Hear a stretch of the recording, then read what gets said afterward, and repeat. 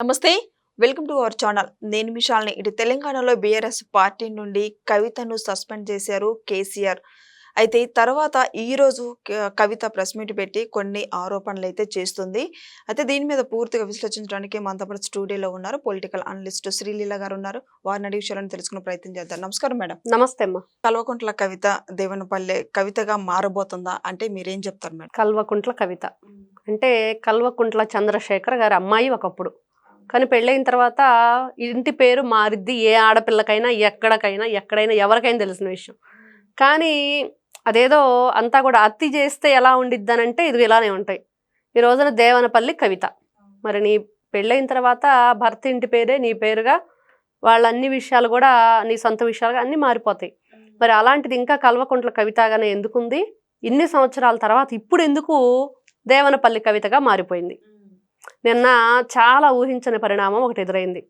గతంలో అసలు నిన్న ఆ పరిణామం ఎదురవటానికి గతంలో జరిగింది ఏంటి అంటే, కవిత గారు ఎమ్మెల్సీగా ఉన్నారు.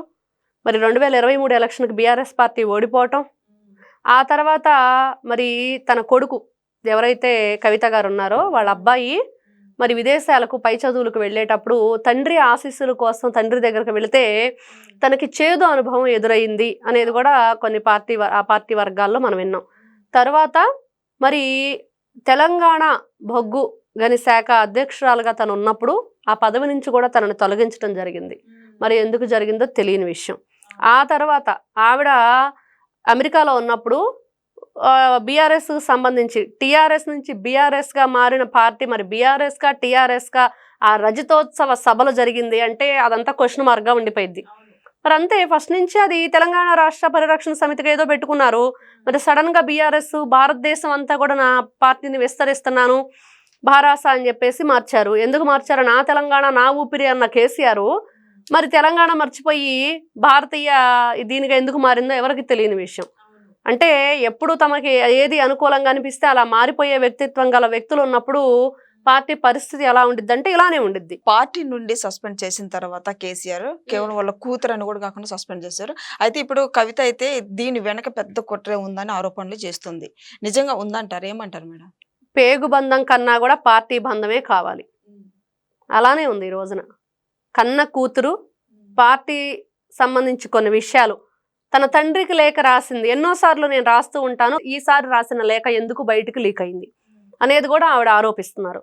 అదేవిధంగా తన సొంత కజిన్, ఒకవైపు మేనత్త కొడుగ్గా హరీష్ రావు, ఇంకొక వైపు కజిన్ బ్రదర్గా ఉన్న సంతోష్, మరి వీళ్ళ మీదే ఆరోపణలు చేస్తుంది.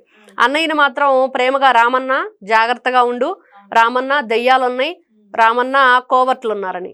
అంటే ఈవిడ మనం చెప్పుకున్నట్లుగా షర్మిల కవిత సేమ్ నడుస్తుందా ఇక్కడ అంటే కాదు. అసలు షర్మిలకి కవితకి సంబంధం లేదు. ఎందుకంటే ఆవిడ సొంత అన్నని కూడా ఈ రోజున ఏ విధంగా మాట్లాడుతుందో మనం చూసాం. కానీ ఈవిడ అన్నం తిట్టట్లా. కానీ ఇక్కడ విజయసాయి రెడ్డి కనిపిస్తున్నాడు కవితలో. విజయసాయి రెడ్డి ఏమంటున్నాడు? కోటరీ ఉందంటున్నాడు. ఈవిడేమంటుంది? కోవర్ట్లు ఉన్నారంటుంది. కవిత ఏమో కోవర్ట్లు ఉన్నారంటుంది. విజయసాయి రెడ్డి ఏమో కోటరీ ఉందంటున్నాడు. ఆ కోటరీలోంచి వెళ్ళిన వ్యక్తే మరి విజయసాయి రెడ్డి.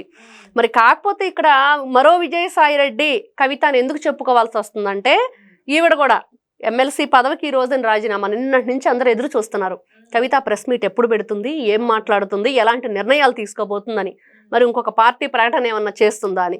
అంటే ఇన్ని రకాలుగా ప్రజలు ఎవరైతే ఎదురు చూస్తున్నారో వాళ్ళందరికి కూడా ఇప్పుడు ఆ ప్రెస్ మీట్ని చూస్తూ ఉన్నాం, జరుగుతూ ఉంది. అంటే ఆవిడ చేస్తున్న ఆరోపణలు ఏంటంటే, బంగారు తెలంగాణ అన్నారు కదా, మరి హరీష్ రావు సంతోష్ ఇంట్లో ఉన్న బంగారంతో బంగారు తెలంగాణ ఏర్పడిద్దని. అంటే అంత బంగారం దోచారని ఈవిడ చెప్తుంది. నిజంగానే కవిత బీఆర్ఎస్ పార్టీ కారు చక్రాలు పీకేసిందా అని అంటే అంతకు ముందే ఆ కారు చక్రాలు ఊడిపోయే పరిస్థితి. ఆ పూర్తిగా ఇంకా అవి ఆ కారు నుంచి విడిపోవటానికి ఈ రోజున ఇది ఒకటి కారణం. అంటే ఎన్ని రకాలుగా అసలు అక్కడ పార్టీకి సంబంధించి తన తండ్రి ఈ వయసులో కాళేశ్వరం ప్రాజెక్టుకు సంబంధించి సిబిఐకి సంబంధించిన విచారణ ఎదుర్కోవటానికి తను అంగీకరించట్లేదని. అంటే తను చాలా మనసు కష్టంగా ఉంది. నా అన్నయ్య నా తండ్రి వాళ్ళు చేతిలో కీలుబొమ్మలుగా మారిపోయారు, పార్టీకి కూడా పరువు ఇబ్బందిగా అయిపోయింది వాళ్ళ వల్ల అనేది ఈవిడ మాట్లాడుతుంది. ఏం నిర్ణయాలు తీసుకోబోతుందంటే ఏం చెప్తారు మేడం? ఆల్రెడీ ఎమ్మెల్సీ పదవికి రాజీనామా చేసింది. ఇంకొక వైపు చూస్తే పార్టీ సభ్యత్వానికి కూడా రాజీనామా చేసింది. తను ఆరోపిస్తుంది ఏంటి అంటే, కేవలం ఎవరైతే ఈ కోవర్ట్లు ఉన్నారో వీళ్ళ వెనక ఎవరున్నారు, అసలు ఈవిడ పాపం జైల్లో ఉన్నప్పుడు, మద్యం కుంభకోణంలో జైలుకి వెళ్ళినప్పుడు తన కన్న తండ్రి కూడా ములాఖత్తుకు వెళ్ళాల, మాట్లాడే ప్రయత్నం కానీ ఏమీ చేయలేదు. కానీ కేటీఆర్ వెళ్ళాడు, హరీష్ రావు వెళ్ళాడు. కానీ ఆవిడ జైలు నుంచి వచ్చాక ఏం చెప్పిందంటే, వాళ్ళిద్దరు రావటం వల్ల నేను 5 నెలలు జైల్లో ఉండాల్సి వచ్చింది, అసలు వాళ్ళు రాకుండా నడితే నేను 1 monthలో వచ్చేసేదాన్ని అని.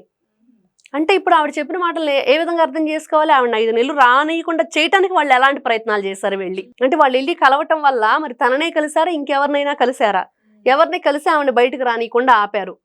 ఎందుకు ఆ విధంగా చేయటానికి కారణాలు ఏంటి, తన తండ్రి రాకపోవటానికి కారణాలు ఏంటి, తన తండ్రికి రాసిన లేఖ బయటకు రావటానికి గల కారణాలు ఏంటి, ఈవిడ్ని బొగ్గుగని శాఖ అధ్యక్షురాలుగా ఎందుకు తీసేశారు అక్కడి నుంచి, ఇన్ని రకాల క్వశ్చన్స్ తోటి ఈవిడ ఈ రోజున బయటకు వచ్చి, మరి గతంలో ఆవిడ ఏం చెప్పింది, ఇప్పుడు ఈ రోజున ప్రెస్ మీట్ వింటంటే గతంలో ఒక మాట మనం గుర్తు చేసుకోవాల్సి వస్తుంది. అవును, ఇన్ని సంవత్సరాల నుంచి నేను రాజకీయాల్లో ఉన్నాను అంటే, ఒక ప్రముఖ ఛానల్తో ఇంటర్వ్యూలో ఆవిడ మీకు సీఎం అవ్వాలనే ఆశ ఉందన్నప్పుడు ఖచ్చితంగా ఆబ్వియస్లీ అది నేను ఇన్ని సంవత్సరాలుగా ఉన్నప్పుడు నాకు ఆలోచన లేకుండా ఎలా ఉండిద్దని మాట్లాడింది. కవితకి 27 సంవత్సరాలు అప్పటి నుంచి రాజకీయాల్లోకి వచ్చిందండి. కానీ ఇక్కడ ఈ రోజున ప్రెస్ మీట్లో ఆవిడ మాట్లాడి నాకు ఎటువంటి లాభాపేక్ష లేదు, రాజకీయ ఇది లేదు, ఆశ లేదని చెప్పి మాట్లాడుతుంది, పదవి ఆపేక్ష లేదని.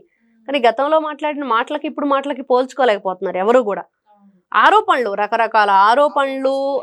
అంటే ఇక్కడ ఒకటి, నీతిగా నిజాయితీగా వీళ్ళు మొన్నటి వరకు మాట్లాడిన మాట, ఆంధ్రోళ్ళు ఇక్కడ ఉంటే ఇక్కడ ఎక్కువగా ఏదైతే తెలంగాణ పార్టీ సంబంధించి వాళ్ళు ఒక విధమైన ప్రాంతీయ విభేదాన్ని సృష్టించడానికి వీళ్ళు దోచుకోవటం వీళ్ళు దాచుకోవటం చేస్తూ ఆంధ్రోళ్ళు ఉంటే దోపిడీ తగ్గిద్దని. ఎవరు దోచుకుంటున్నారు, ఎందుకు దోచుకుంటున్నారు, ఎలా దోచుకుంటున్నారు? 2 తెలుగు రాష్ట్రాలు కలిసి ఉన్నప్పుడు నారా చంద్రబాబు నాయుడు గారు చేసిన కృషి ఏంటి? ఎన్నోసార్లు మీ నోర్లతో మీరే చెప్పారు ఆయన ఎంత కృషి చేశారు, ఏ విధంగా హైటెక్ సీఎం అయ్యారు, ఏ విధంగా రాష్ట్రాన్ని తీర్చిదిద్దారు, ఇంత ఐటీ ఒక హబ్ ఇక్కడ ఏర్పడటానికి కారణం ఎవరంటే దట్ ఈస్ సిబిఎన్ అనేది అందరూ తెలిసిన విషయం.